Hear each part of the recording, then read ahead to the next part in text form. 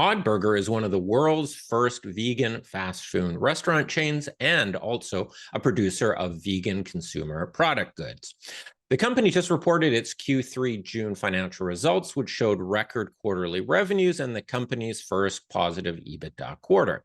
CEO James McInnes is here to discuss the results. I'm Martin Gagel with Market Radius Research. Please remember, this is neither a recommendation nor investment advice. We're here to learn about the company. James, congratulations on the quarter and welcome back. How are things going? Thanks so much. Things have actually never been better.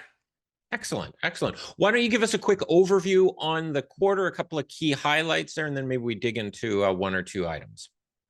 Yeah, absolutely. So this was, without a doubt, the best quarter that we've ever had as a company. And I think it's very, very significant for a couple of reasons. But let me just start with our revenue. Well, we had record revenue in the quarter. First time we broke $1 million in a quarter of revenue. So we did 1.04 million in revenue for the quarter. That's a 42.8% increase from last quarter. So just a huge quarter for us. And I'll get into a little bit why that happened and why we had such a big revenue boost this quarter. But our gross margins were really, really excellent. Gross margin was 42.5%, up from 34% in last quarter. So big increase in gross margin. And the reason for that was because more of our production was shifted towards our consumer packaged good line, which has a higher gross margin for us. So we did see that reflected in the numbers, which is fantastic. I think most important, though, to me, is that we had a positive EBITDA this quarter of $40,000. So positive, of course, means that our core operations are profitable. So, Odd Burger is now a profitable company, rapidly growing with great gross margins. Really a great time to invest, I think, in the company.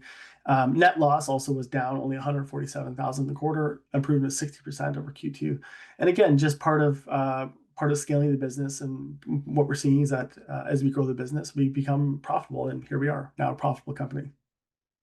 All right. You mentioned the CPG line, which you had a couple of news releases over the past several months on. That seems to be the new revenue line in the mix here.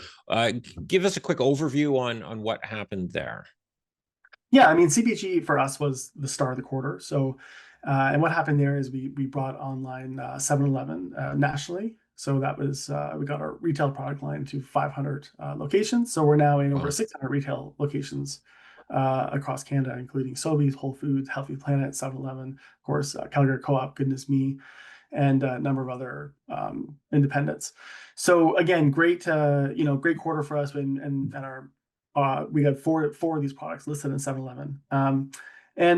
So far it's been doing great. The price point is affordable, $7.99, $10.99 per package. So something that most people can afford. And the cool thing is they're microwavable, so they can be prepared right in store in 7-Eleven. All right. And filling the pipeline always gives a nice boost to sales. How is the sell-through coming along? And I know, just to keep people's expectations in line, should we expect the same kind of growth or sort of a bit of a spike here and then slower growth going forward in the coming quarters? I presume you can't give a precise guidance on it, but just sort of point in the right direction, possibly? Yeah, for sure. So, anytime you launch, a new distributor or a new restaurant or anything for that matter, there's always that opening inventory boost, which is what we naturally see. And then you get into some sort of average, which is typically not as big as the initial launch. But again, we'll have to wait and see, because we still have a lot of marketing initiatives that we're going to be launching with 7-Eleven. So we're going to be getting, for example, onto their app, which will allow us to do promotions to hundreds of thousands of 7-Eleven customers. So very, very exciting collaborations that we can start to now do.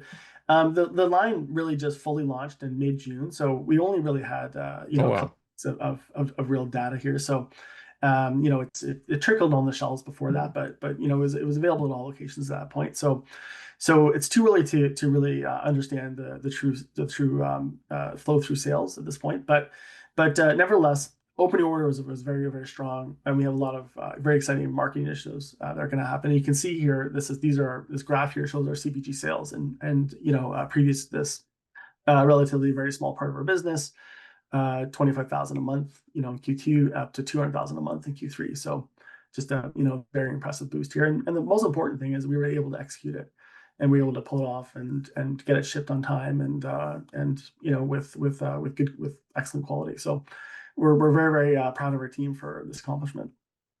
Excellent. And you got it with the higher margins that boosted the whole margin profile of the company. That's great. Yeah, exactly. On the restaurant side of things, how is that performing? The restaurants are very stable. We're kind of in a phase now with restaurants where we're really trying to work on our unit economics. We're trying to, work on franchisee performance.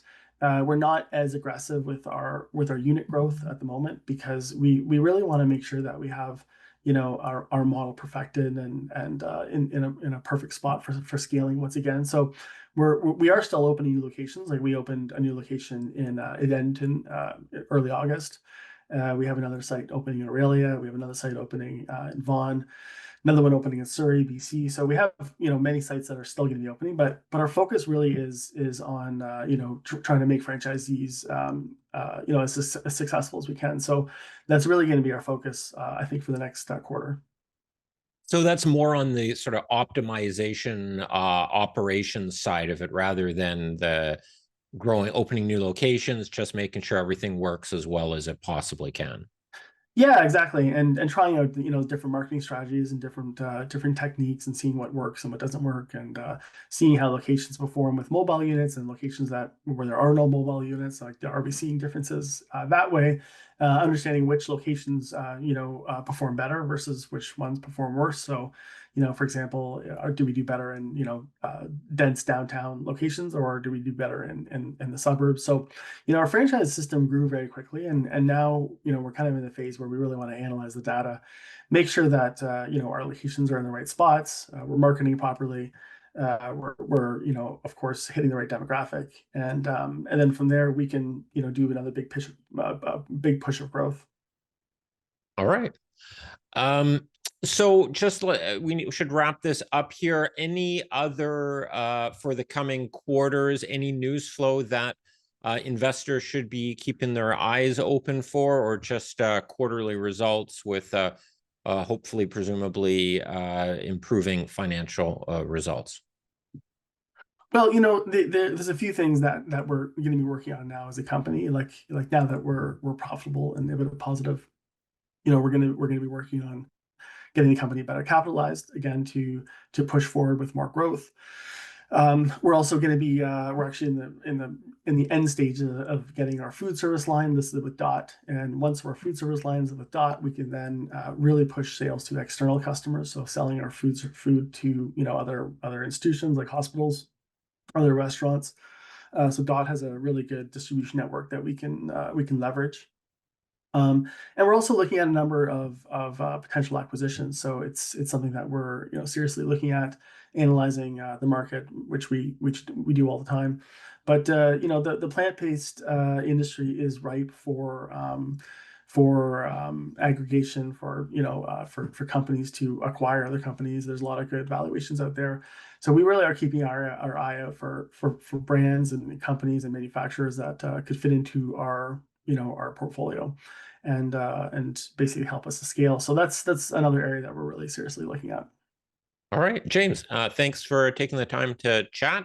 All the best, and looking forward to updates as we go forward here. Have a good day. Thanks so much. You too.